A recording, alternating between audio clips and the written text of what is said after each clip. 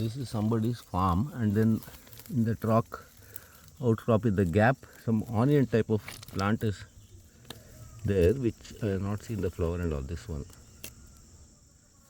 just started sprouting with the summer rains, and that underneath part, such a fat root is there.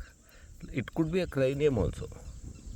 ಅಲ್ಲ ಕ್ರೈನಿಯಮ್ಮು ಅಥವಾ ಆ ಮೂಡುಬಿದ್ರೆಲ್ಲ ಒಂದು ಈರುಳ್ಳಿ type ನೋಡಿದ್ವಲ್ಲ ಅಂಥದ್ದು ಯಾವುದೋ ಆದರೆ ಬೆಂಗಳೂರು ಪ್ರದೇಶದ್ದು. ಅಂದರೆ ಇವೆಲ್ಲ ಇಷ್ಟು ದೊಡ್ಡ ಗಡ್ಡೆ ಇದೆಯಾ ಇದೆಲ್ಲದಕ್ಕೂ ಅಡಿಗೆ? ಇದು ಇಲ್ಲಿದ್ದು. Okay, location lousy location. ಇಷ್ಟು ಮಣ್ಣು,